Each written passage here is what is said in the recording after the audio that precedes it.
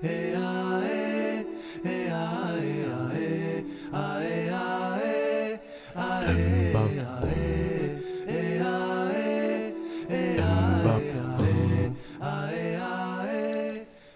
tells us that sub-Saharan Africans were brought to this land in bondage to fulfill a life sentence of involuntary servitude.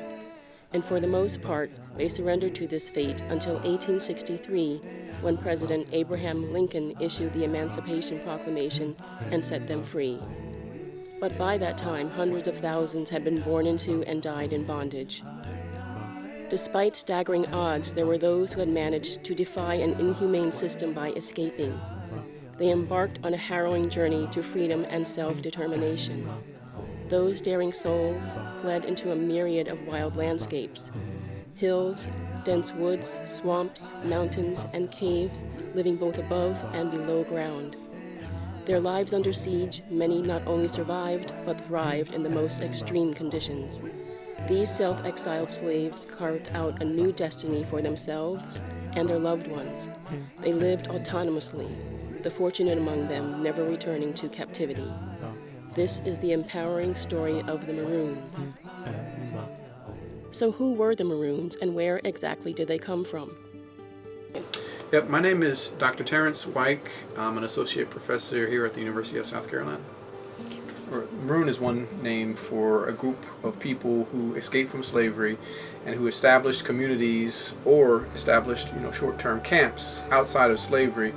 And in the case of Florida, we have Africans who escaped from plantations in the Carolinas and Georgia and other parts of the Southeast, and went into Seminole territory. And the word maroon, I don't know if anyone has talked about this, comes from the Spanish word cimarron, and that is, there's some debate about what that means in terms of is it an appropriate word to use for these communities, because some people feel like it's a derogatory label to use. For instance, if you go to the Dominican Republic, which is one place where I've done some archaeological field work, you can stop by a roadside stand and you'll find signs for pollo cimarron, wild chicken. So anything wild, right? It takes on the label of cimarron, and that's how the early Spanish chroniclers kind of viewed not only cattle, but also people. So they started calling people this word cimarron, and so it derived, from basically this agricultural situation. These colonists were labeling people and cattle in the landscape, but there are some descendant communities who have taken this label nonetheless and redefined it or claimed it, such as descendants in Jamaica who call themselves proudly Maroons. Other descendants, maybe in places like Suriname, they might not be so keen on this term, but we in the United States, in North America, refer to folks as runaways or fugitives or Maroons, and that's the legacy, of colonists who and slaveholders who were describing people who were, leaving the system of forced labor and were seeking something, beyond that. They had a vision of being free from harsh servitude and abuse and violation and all kinds of things. It's important that we not generalize too much, because we're talking about a lot of different types of people, and they had different motivations. They had different backgrounds. They spoke different languages, European languages, Spanish, French, English, different African language, Twi and Congo languages. Some were born in Africa, some were born on plantations in the Americas. So, to put it simply, Maroons were a diverse group of people of African descent who escaped from slavery and who tried to establish free communities. In the big picture, we have to keep in mind that people who became Maroons have a history that transcends slavery and transcends the Americas, transcends North America. There are primary sources and there are oral traditions that talk about Africans escaping from slavery in Africa itself, and that goes back hundreds of years. One could even extend it to the African diaspora in places like modern-day Iraq, where the so-called Zanj Africans escaped from slavery and they rose up against their Muslim slaveholders and established this multicultural rebellion that was able to hold out for a whole generation. So that's another part of the wider history of how this is a global story that we're talking about, and slavery in Africa lasted a lot longer than it did here in the Americas. So it's important to keep that in mind. It's also important to keep in mind that Africans came to the Americas with knowledge, with memories, with understandings of family, of herbalism, of agriculture, of many different things that equip them to not only to work on plantations but also to seek their freedom.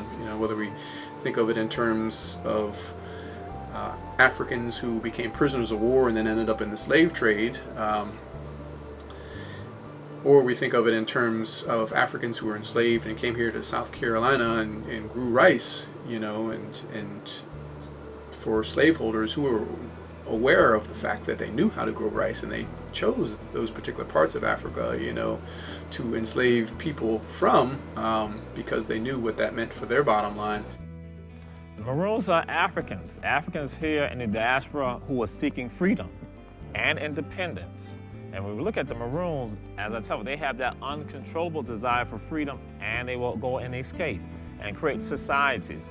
The Maroons, many times people try to narrow it just to say folks in Jamaica or in Suriname or to Guyana. But I tell folks that any African people who are now seeking freedom and now creating their own societies, creating fabrics of societies in the pockets that they go into, say, the Great Dismal Swamp, the Okefenokee, in coastal Georgia, coastal South Carolina, going on down to Florida, that will then connect with Native Americans and have alliances and relationships there that now create, again, what we know another group of Seminole, a group of other Africans who are now called African Seminoles. And I let folks understand the Maroons are those Africans who are seeking freedom. Or in Haiti, we're going to say Nagmaran, runaway Africans. Again, those who say absconded off and seeking freedom, freedom seekers. Under the watchful eye of slave owners, henchmen, law enforcement, and traders, both slaves and Maroons found resourceful ways to communicate with one another. So in terms of the question of how is it that people communicated across plantations and across slavery systems, across colonial territories and Native American territories, there's various ways that this happened. One is that plantations and slavery systems could not have operated if people were all chained to a tree and forced to work that way, right? People had to have some level of freedom of movement, just so that the basic tasks that were required to be done every day could happen. There were people whose job it was to leave, either the plantation or the immediate slavery context and maybe run errands for the slaveholder. In some cases, we have enslaved people serving as so-called drivers, who they would actually be in charge of managing, and other enslaved people.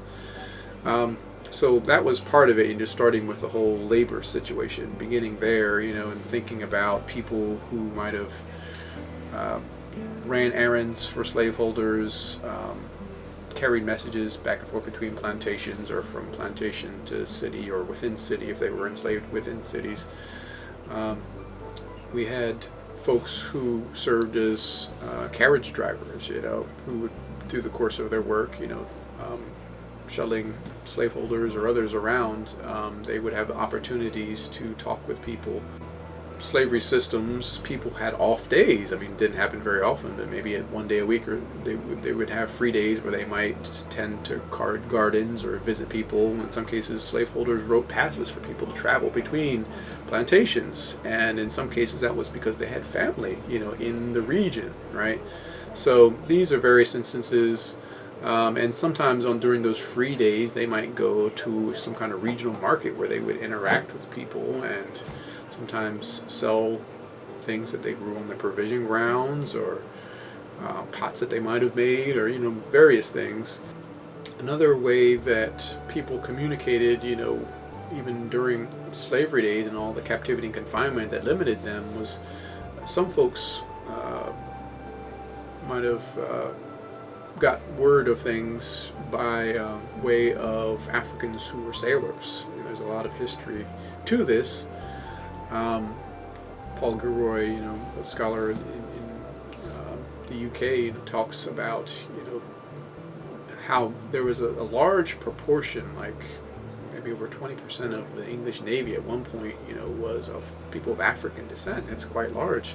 As I said earlier, for people who were interested in developing or joining Maroon communities, having information of a wider landscape and current events was important, because they needed to know there was some place to go.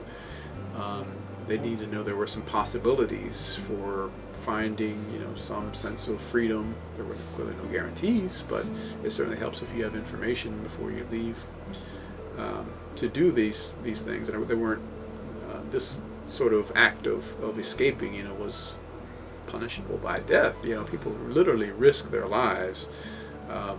And for people who were to organize these communities, the ante was even higher, because those were the first people who would have been targeted, and the sentences and the punishments were much higher for those people, because slaveholders and colonists understood that if you're going to extinguish these communities, you want to take the head off of the community, right, in terms of the leadership. So, but nonetheless, people still communicated, and they still connected. The soldiers who fought against these Africans and Seminoles would often lament about how many communities, including Abrahamstown, were actually deserted by the time the soldiers arrived at these communities. So in the case of Abrahamstown, one of the only depictions of the town is the town set on fire, even though we have a nice kind of landscape shot of things.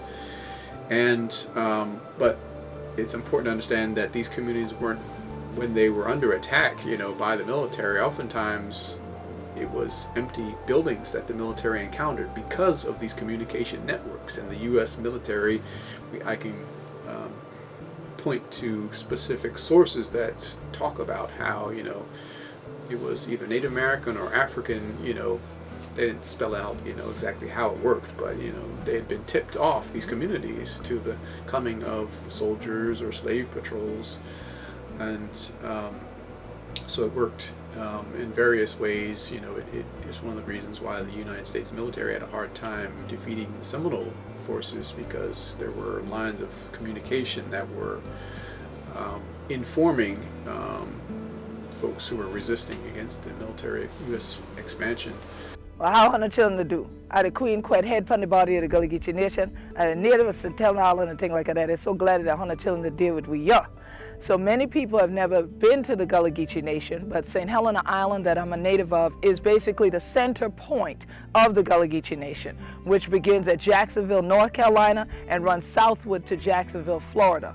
It encompasses all of these islands in the Atlantic Ocean called the Sea Islands, and then extends 30 to 35 miles inland to the mainland, to the St. Johns River. And you'll see in the Gullah Geechee Nation's flag a tree right in the center, those human bodies intertwined together, that we can never be disconnected from one another. Well, that's what would happen in the Bushava, the Brushava. It would unite us further together. And so in those settings, people would, yes, praise God, and had faith that a better day was going to come. And they would shout all evening and things like that. But they would also pass on messages to each other.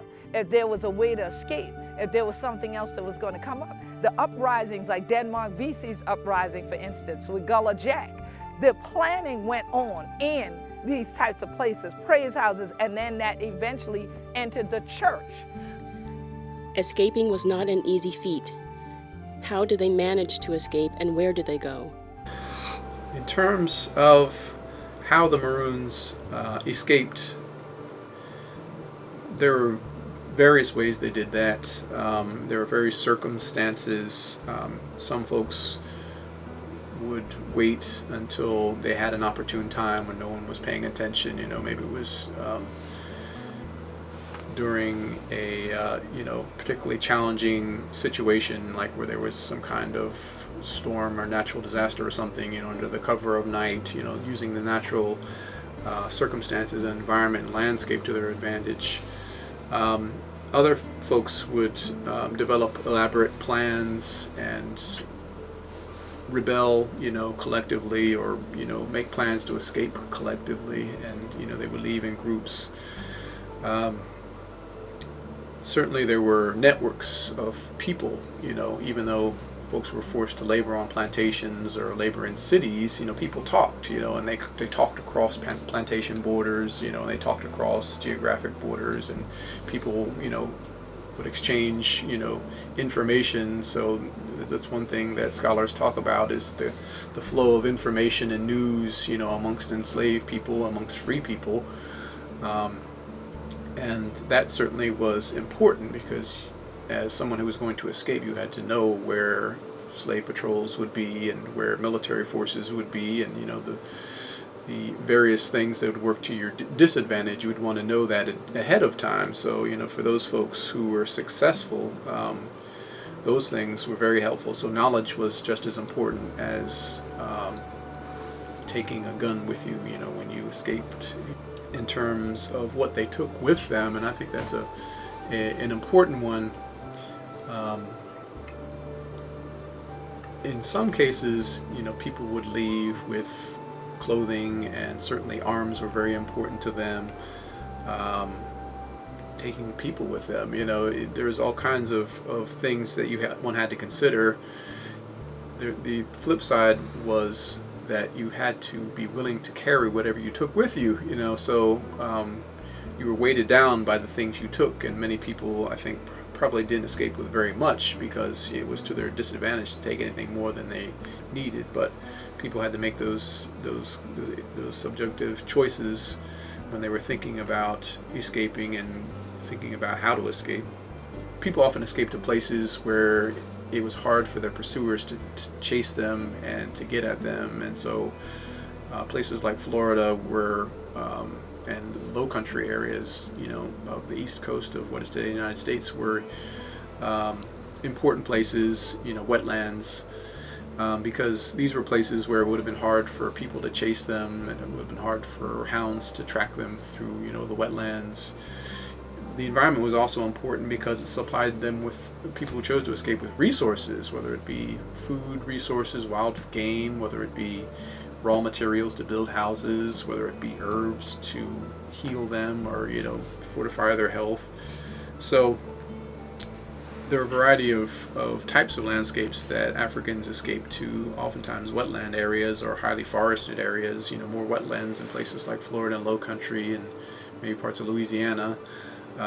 And there were more minor cases in mountainous areas, but in North America, one had to consider the Native American presence in more mountainous areas, such as the Cherokees, who often were allied with slaveholding regimes. One, because it was in their geopolitical interest to have allies who had, who were powerful and who wouldn't necessarily attack them, although that didn't necessarily work for most people. But it also was a potentially lucrative endeavor for Native Americans to police the borders, between the mountains, where some folks like the Cherokee lived, and the other areas, where there were slaveholding regimes set up and plantations. Maroons escaped to many different types of environments. One can look back, into some of the earlier scholarship, even after chroniclers stopped writing about them, and there were people like W.E.B. Du Bois and others who were writing about African American history back in the early 20th century, late 19th century, and who were talking about different travel routes, along which people would escape to. So, clearly the Appalachian Mountains would be one of them. Clearly the low country area in Florida would be another place. The Texas-Mexico border, what is today Texas and Mexico, would be another area. And then, of course, people traveled, in some cases up north, and joined what became known as the Underground Railroad. So, and people didn't respect modern day boundaries. Some folks traveled into the Caribbean, and some folks got on boats and tried to go back to Africa. So the Great Dismal Swamp is currently located in southeastern Virginia, northeastern North Carolina. And when I think currently, I think of what is for the most part, it's U.S. Fish and Wildlife Service National Wildlife Refuge, and that swamp, that refuge, is about 190 square miles in size. And then there's a little bit of a park, a North Carolina State Park, that runs contiguous with it. But overall, the 190 or so square miles represents about 10% of that original Great Dismal Swamp. So the original was, by geological and other estimates, around 2,000 square miles in size before the Civil War. So it was very large by almost any standard, and I think it was roughly the size of current Rhode Island, the size, a little bigger than that. Before 1607, one of these things that we've determined through field work, which I'll get into in a bit, was that Native Americans or Indigenous Americans have long used the swamp. Shouldn't come as much of a surprise, but we didn't know that necessarily for sure before this project. But certainly we're finding materials that go back thousands of years and Native Americans using the swamp one way or the other. So there's this long history, this cultural history to this great, huge landscape, even if it's, like I said, today only about 10% of its size. It's still no small place, even at 10%. But still, we know there's this deep history coming up to the colonial period, and we know that with all that complex colonial interaction, as well as Native American interactions among themselves around that early 1600s, right? Meanings of that place changed, but the fact that there was cultural meaning remained strong. Going into the 1600s, what we see in the region of southeastern Virginia, or Virginia in general, and North Carolina as it came to be, was the rise of this sort of system or process of enslavement, right, of people of African descent. So when you have colonials coming in, usurping the various tribal lands, including the swamp to a degree, from Native Americans or Indigenous Americans, and then by about 1660, maybe 1680 at the latest, this sort of enslavement system of people of African descent cements itself in the region. But we also know that the first Africans, enslaved Africans, were brought over to Jamestown in 1619.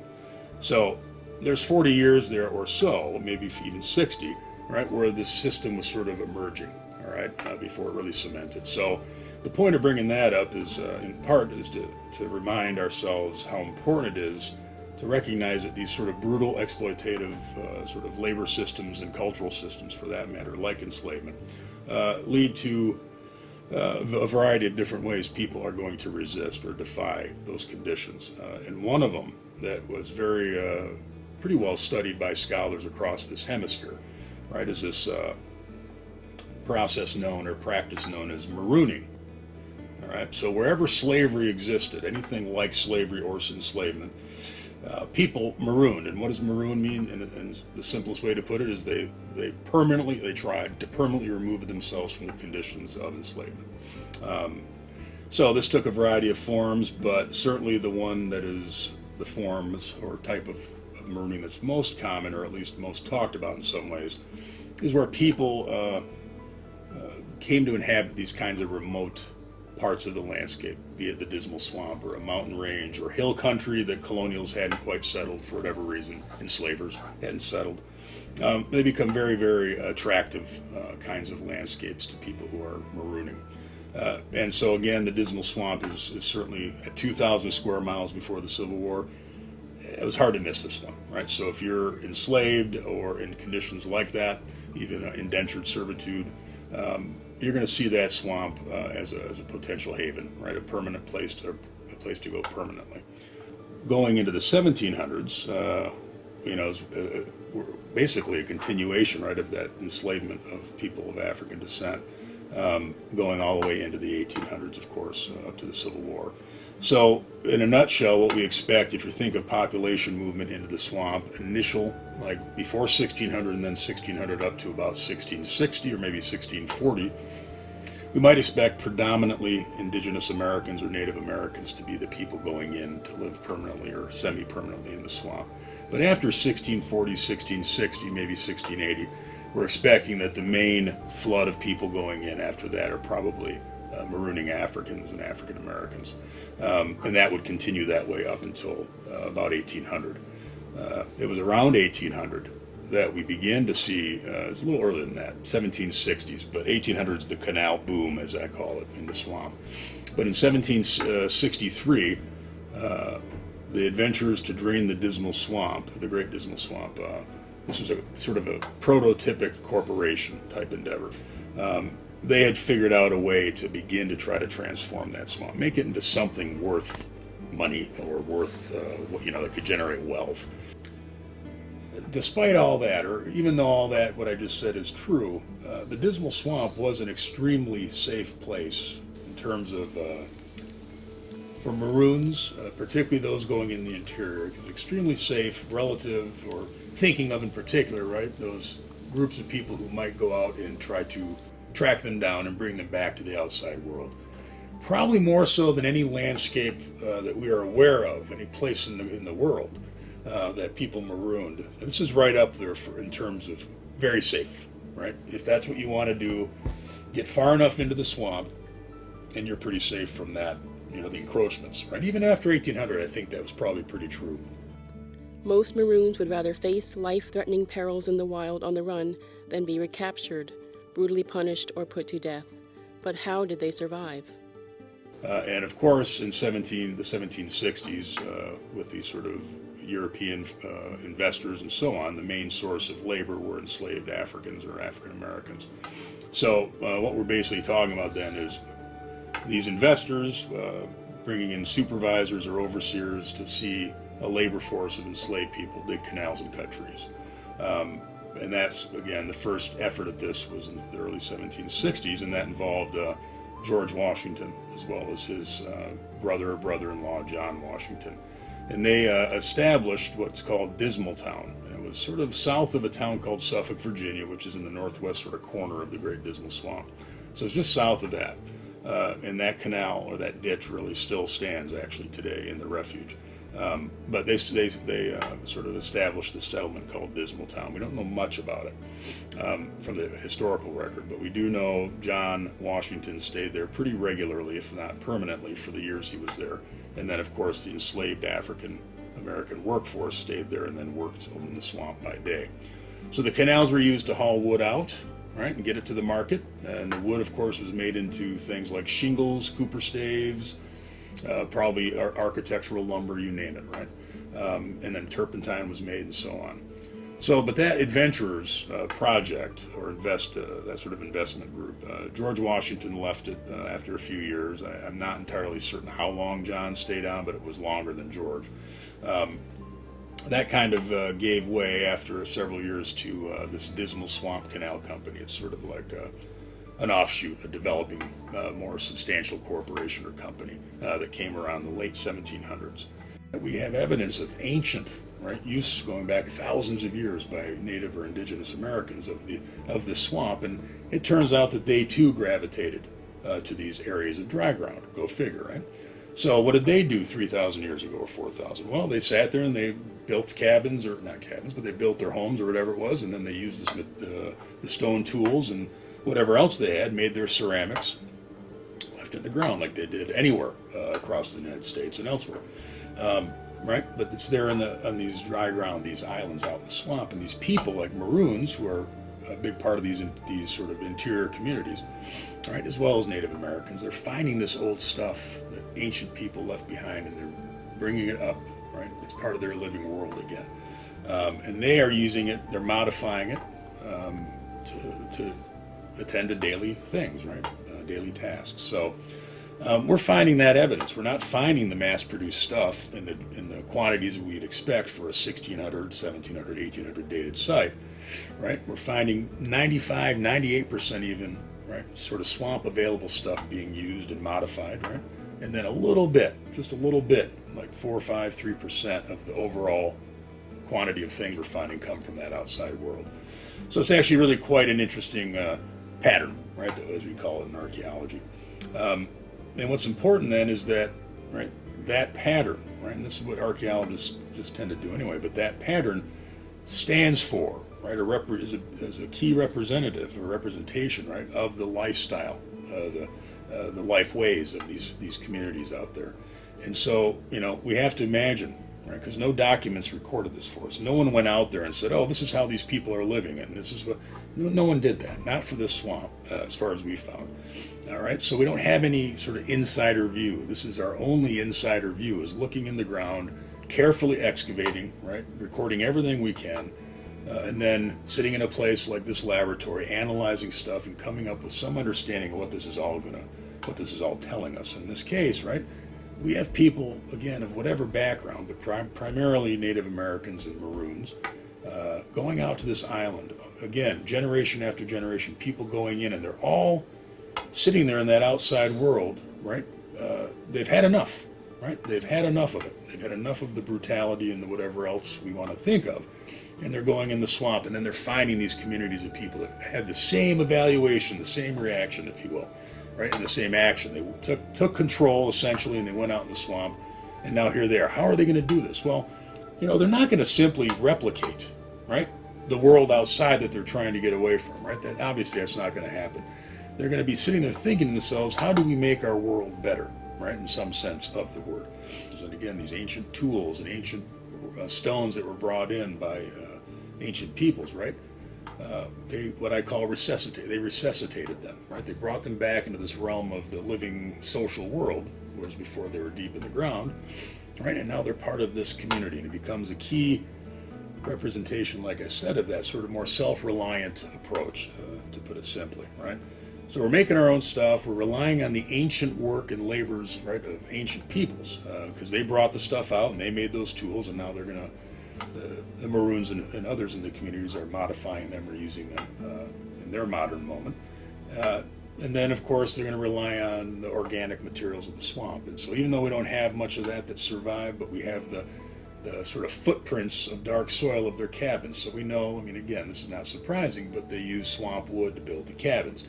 They use some of that sand of the islands, right, and some of the lower levels of clay that have been, deeper in the ground of those islands, right, to sort of patch the sides, right, to sort of fill in the cracks of the sides of the cabin, and so forth. So they're just sort of, kind of doing what they have to, but it's also they're creating a pretty impressive social world. It's not a case of going out in the swamp and, oh no, it's a horrible, horrible place. No, they're making a very dynamic sort of social world out there, and I think they're pretty happy with it. Otherwise, we wouldn't see 250 or more years of continuous use.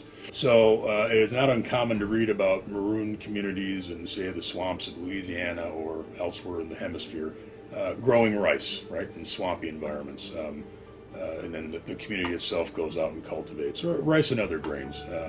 And also, even on the island, we expect, they haven't found strong evidence yet, but I'm sure it's there to be found, of gardens, right, and that drier, sandy ground they're living on. And there they grow their gourds and whatever else garlic, doesn't matter, whatever they wanted to grow that didn't need to be sitting there in standing water. So, in any case, right, so they're not going out of the swamp to go, steal a hog or steal a cow or whatever necessarily all the time for food. They're growing their own. The swamp also has its share of wildlife, so they probably, one way or another, occasionally anyway, ate the flesh of other beings. However, we're not finding a lot of evidence for that yet, just sort of so you know. Usually we find a lot of bones if people are relying on meat for typical meal or meals, but we're not finding that nearly as much as you might expect. So I wouldn't say we have evidence for a strong reliance by any means. So I think there's an emphasis on the plants, growing the food, and occasionally, surely, right, eating animals one way or another. So a lot of stuff, consumables, right, marketable material stuff was going up and down these canals, and some of it was ending up in the hands of company workers, such as the ones that lived at this other site I worked at in the Cross Canal.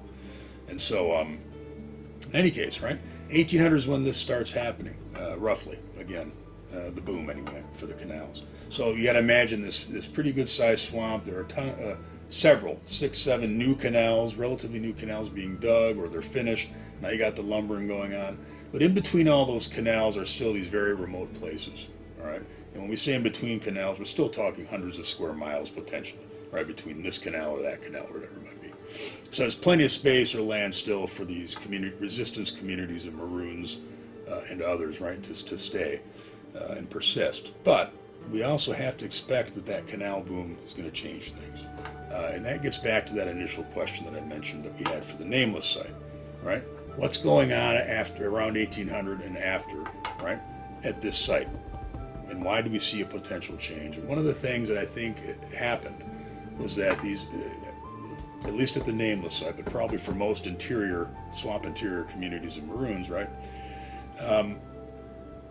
Well, the community shrunk one way or another, and there's a good reason to think that. One was in the 1770s. There was the British Emancipation Proclamation, basically, that came out of Norfolk. Lord Dunsmore, his proclamation. And so we know several hundred people from all the counties around the swamp enslaved African Americans went and answered that, joined the British, right, because they were promised freedom. So we might expect that some people from these interior communities learned about it, and then they left, right, one way or another. But think 20 years down the road then, so that happens, but also with the rise of the canal companies, one of the things that the documents suggest to us is that Maroons worked surreptitiously for the companies. And so what they ended up doing was coming up with this quota system, they being the canal companies, typically. And they kind of said, okay, right, you're going to lumber for us for the next year. That's the contract we have with your owner. If you produce X number, let's say 500,000 shingles, right, in the next, by the time you have to produce 500,000. If you produce 500,000, we're basically even. If you make more than 500,000, you will get paid for each additional shingle, some small amount, but it could add up quite significantly. And so it became this way, right, not only to develop skills for this enslaved workforce, right, members of the wider enslaved world, right, skills of lumbering and shingle making and so on. That was actually pretty much skilled labor at the time, one form of it, but also to make money. And you see quite a consistent reference in the 1800s documents, right, to people working in the canal companies, working for them, renting their labor out, hiring their time, as they called it, making this little bit of extra money, which typically enslaved people didn't have access to, right? And this idea of buying your freedom, right? It's discussed pretty regularly, right? So you save money, you do this year, and then the next year, and the next year, and the next year. God, please let me, right? And eventually I can buy my freedom, is the dream, is the hope, right? Hand the person enslaving you $500 and they say, okay, you're free, and then okay. Or buy a loved one's freedom, which also comes up. It's sort of an alternative in many ways to that world outside, even though it's still connected with it, like I said, in terms of, information flowing up and down canals and the stuff of that marketplace coming to the settlements, right? And here's an image, right, from 1856 of one part of one of these settlements, and it shows a couple of the company workers in front of what looks like sort of a work building. While some individuals escaped alone, given their socio-cultural heritage, Maroons mainly fled in groups and banded together. What were these communities like in terms of their social and physical characteristics? How long did they remain in hiding? One might presume that to survive as a community, you would need strong bonds. You would need, a lot of loyal residents for the communities to survive. These communities were under pressure, and any given year, one could come under attack, from slave patrols, or even in some cases militaries, national or colonial militaries would be marshaled in the service of slaveholders.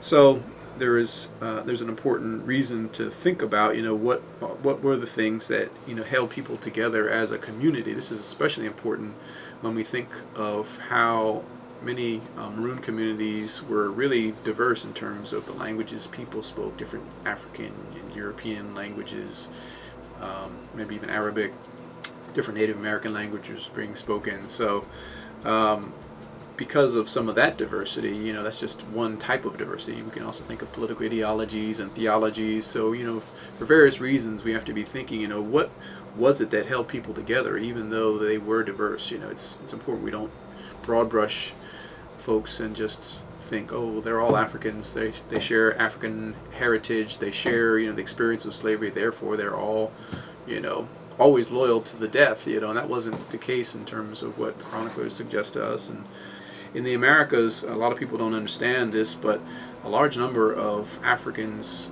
who came over across the Atlantic were Muslim before they got over here, right? So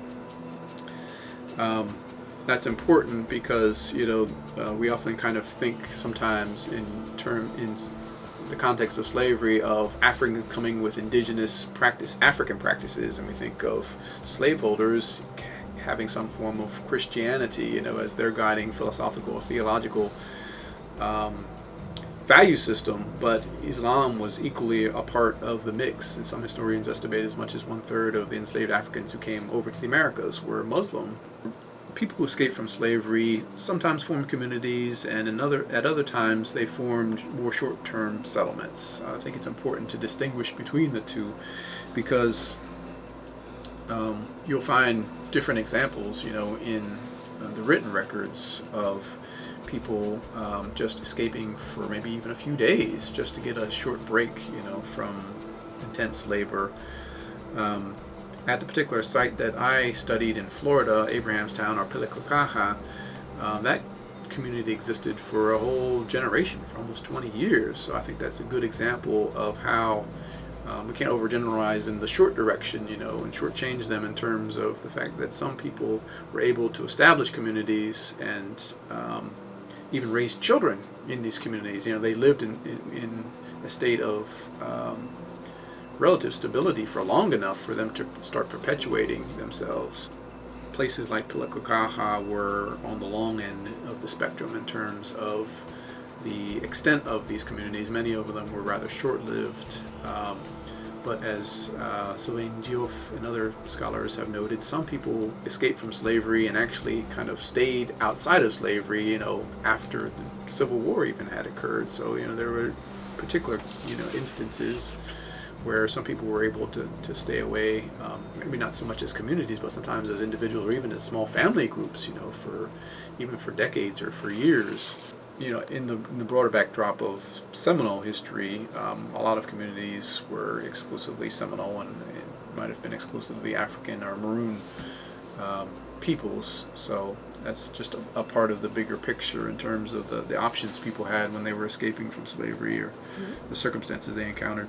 Martha Russell Beretta. I'm Executive Director of the Blanchard House Museum of African American History and Culture of Charlotte County, located in Punta Gorda, Florida. Out of these inhospitable and inaccessible areas, they were able to build settlements. Florida was ideal, first of all, because there was so much swampland, and the climate, it was ideal for them. But when you look at what they had to do, which is what I find a particular interest, is how do you take this diverse group of people, like the Seminoles, who remember came from spoke different languages. You had, just because they were African, did not mean that they were all from the same area or if they all spoke the same language. You had different ethnic groups. You had different languages. And so this group of people, whose primary focus was freedom, had to build a new people. They had to start to make a new ethnic group, who were the Maroons. They had to find and to create a Creole language, because they had many different African languages. Now, what was special about the Maroons were that they were dedicated to their freedom, and they built autonomous, separate communities that were based upon African cultural principles. Several dedicated archaeologists have taken teams into dense, unforgiving wilderness to search for tangible evidence of the existence of Maroon communities. One such community was Angola. Looking for Angola started when Vicky Olda decided that the research done by Cantor Brown Jr. that revealed the archival from the archives that there was a Maroon community on the Manatee River, that evidence of that should be found, material evidence. And so she pulled together an interdisciplinary research team that included myself, another archaeologist, Terry Week, a cultural anthropologist, Rosin Howard, an educator, Louis Robeson of Manatee County Schools, Herbert White, who's a public historian, as well as Cantor Brown Jr., the historian who first discovered this community through the archives. And the project was never just an archaeological endeavor. It always had a public component. We can call it public archaeology or public anthropology. The idea was that all through the research process, we'd share the questions and findings as we went along. And it's been a long process of making sense of the archival material, making sense of the geography, figuring out what has been done, what we know already, and how it fits with what we're finding, engaging in archaeological excavations, both terrestrial, on land, and underwater, taking both the shortcomings of the excavations, but also seeing some of the positive possibilities. When we started looking for Angola, the archival resources told us that the Maroons settled in the southern part of Tampa Bay. We knew that they would be by the Manatee River and on the south side of the Manatee River. But the Manatee River is more than 60 miles long. We had a lot of area to consider. There are a few places that seemed likely but were difficult to access. One of the places that seemed possible was right by the Manatee Mineral Spring. We're about half a dozen miles from Tampa Bay, from the Gulf of Mexico, so it's inland enough so the Maroons who had been worried about slave raiders coming in would have enough distance from the coastline to give warning in case that Navy ships came in. And it was a source of water, fresh water. It's always of necessity for any peoples. It's right next to the Manatee River, so it becomes a natural southern defensive boundary. And this area by the Manatee Mineral Springs is preserved by a nonprofit historic preservation organization, and had been since late 1990s, because this is where the village of Manatee began, with the original Anglo-American settlement of the region in 1842. This is where they settled. The Manatee Mineral Spring is a source of fresh water.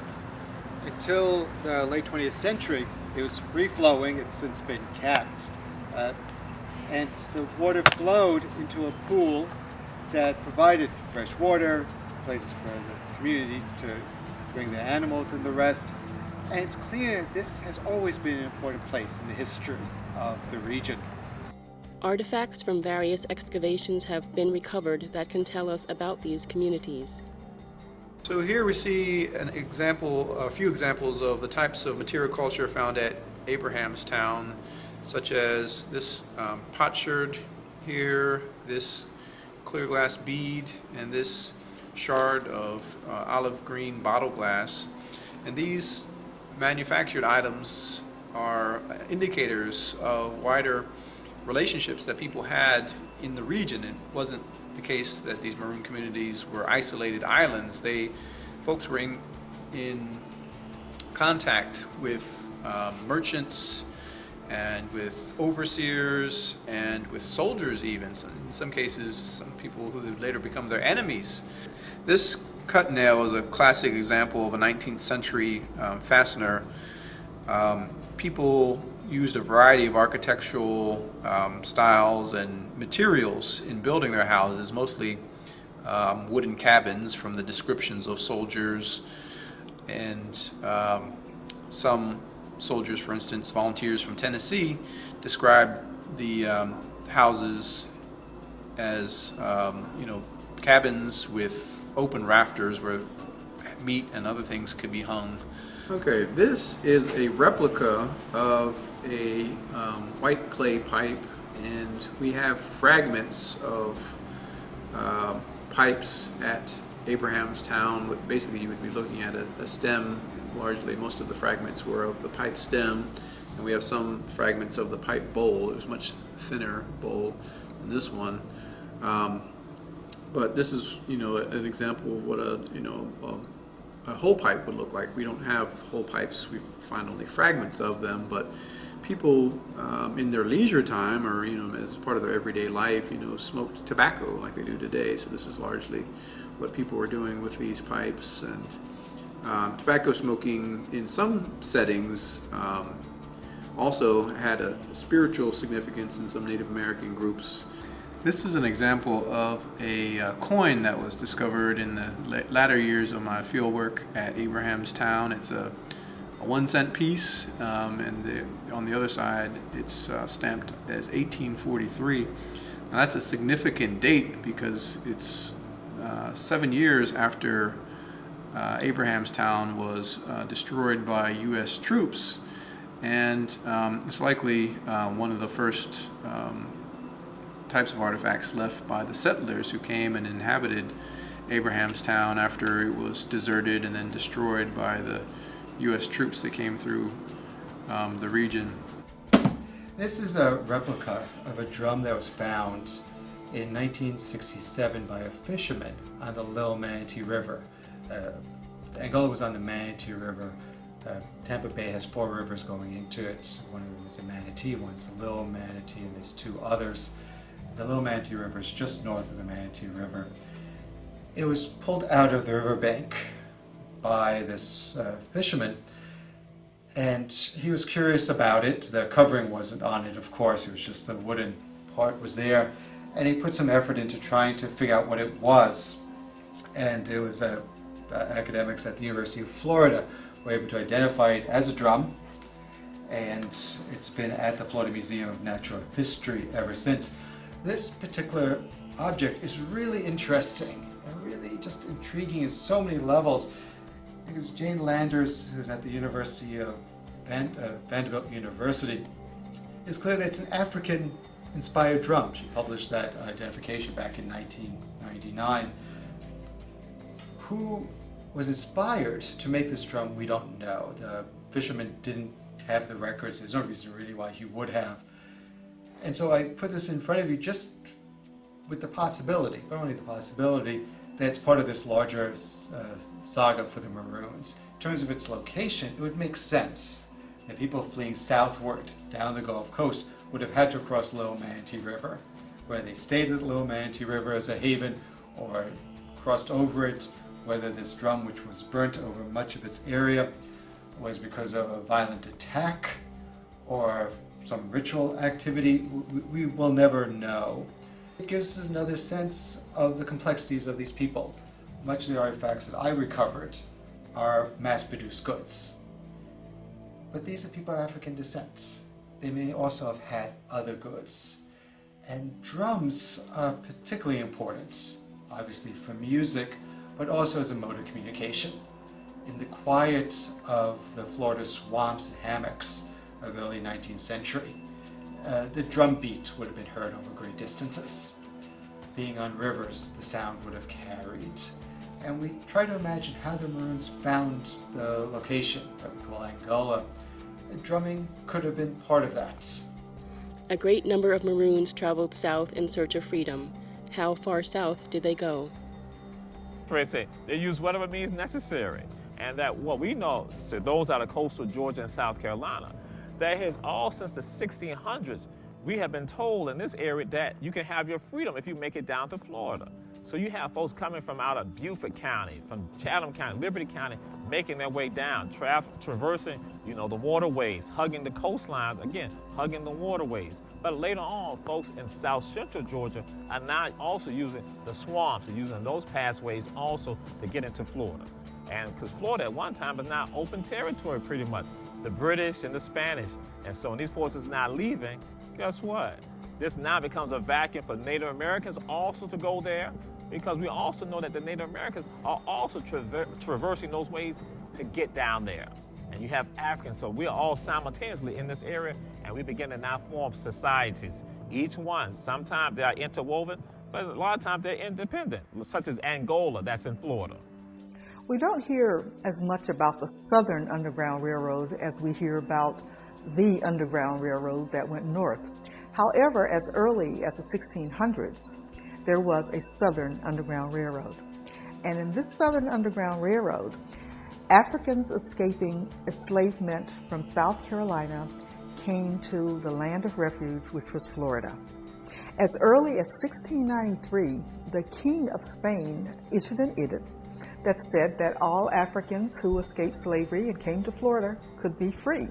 And so Florida became the land of refuge. Along the way, Maroons encountered different Native American tribes and groups of people. Many would go on to forge new societies and even strategic alliances. And 1763, with the Treaty of Paris, when Spain ceded Florida to the British, then the Spanish took those Africans who were living there and they went to Matanzas, Cuba. Now, because Florida had this reputation as being a land of refuge, that did not stop Africans from coming to Florida. They found an alternative place of refuge, and this was with the Seminoles. Now, it's an interesting history about the Seminoles as well. The Seminoles were originally from the Creek Nation, the Creek Confederacy. And the Creeks had moved down from Alabama, Georgia, they were in the area, into northern Florida. But there was a band of those who broke off and who the Creek Confederacy called the Seminole, and what we know as the Seminole. Now, what was interesting about the Seminole, they were a diverse group of people. They spoke different languages, but they were also people who were victims of war, who were victims of oppression. And so you had these two groups of people, these Seminoles, who were themselves refugees, aligning with the Africans who were escaping slavery. They formed probably one of the most successful alliances of two oppressed groups. They had mutual interests and mutual enemies. The Seminoles needed to protect their land, and the Africans needed to protect their freedom. The alliance that they formed worked very well. What happened with that alliance is that when an African escaped and came under the protectorship of a Miko, who was a Seminole chief, this person, under this protection and being a quote-unquote Seminole slave, was able to stay free. He could not be sent back to his original owner. So this worked out very well for the Africans. They were allowed to live separately. They were allowed to farm. Most importantly, they were allowed to have weapons. And because one of their main purposes, of course, was the protection, that they worked with they were part of a military unit that worked together to protect the mutual interests of the Seminoles and of the Africans. In spite of their alliance, it has been documented that Seminoles enslaved Africans. However, their concept of slavery differed from the European model. Seminole slavery was different from the European slavery in that it did not have that same economic basis. A Seminole slave was usually one who was taken in war, captured in war, and was replaced somebody who may have been killed. They might adopt that person. The Yamasees, they had, some of them were slaves, they had adopted them. And so that whole concept of owning someone was very different. And so that was in itself was a very freeing concept. Even if you were a slave of a Seminole, it was a very different kind of slavery for Africans. The Africans and Seminoles also were similar in their cultural beliefs. You know, according to Seminole culture, land didn't belong to one person. There was common ownership of land. Everybody worked the land. Everybody benefited from the land. That same concept of communalism was an African concept. And so in terms of spirituality, in terms of oral culture, in terms of collectivism, the Seminoles and the Africans were very much alike. And that, I'm sure, is what helped that alliance, not only having common goals of protection, but also being similar in terms of cultural beliefs. When you think about the Gullah who came down, and they really were the people now that we know who are the Gullah, that live anywhere from the coast of North Carolina, South Carolina, Georgia, Florida. These Gullah people were the people that escaped from South Carolina and came to Florida. They had to cross the St. Mary's River. That was the border between Georgia and Florida. When they crossed that, they were free. But even after the British took over, and even after this colony, became an American colony, and I'll talk a little bit more about that. There was, because of this alliance, Africans felt free still to come to Florida. These relationships were often complex. What were they like? Did the members of these diverse communities intermarry? In many places, there are various types of relationships going on between Native Americans and free people of African descent, enslaved people, and Maroons. And in some cases, they're more complementary or mutually beneficial. In other cases, they're antagonistic. In the case of Florida, where I've done research, they were more complementary in terms of Africans and Native Americans living close to one another in some cases, living together, intermarrying in some cases. As I said earlier, that wasn't always the case in other parts of the Southeast. For instance, with the Catawba and Cherokee and other groups, they oftentimes would work, as to police the boundaries between the plantations and slaveholding areas and the interior areas where the colonists weren't as much in power, in the mountainous areas and other places of the forests. In some cases, we had people who would develop a certain sort of relationship where they might contribute a small portion of their crops, and the chroniclers talk about it as tribute. However, pre-existing social relationships among Seminole communities involved a certain form of collective offering to leaders, on behalf of the wider community. So I think there's reason why we should look with a certain critical lens at some of these archival sources and ask, is it tribute that we're talking about here, or is it collective support of the wider community? I think a variety of things were going on, as opposed to simple domination, particularly in the case of communities who were well armed and who were good at fighting. We have individuals in what became Florida, such as Juan Caballo or John Horse, who had an African mother and a Native American father, and that he's an example of intermarriage and how people would have more intimate relationships, and how this actually directly resulted in the formation of a whole new type of people, right?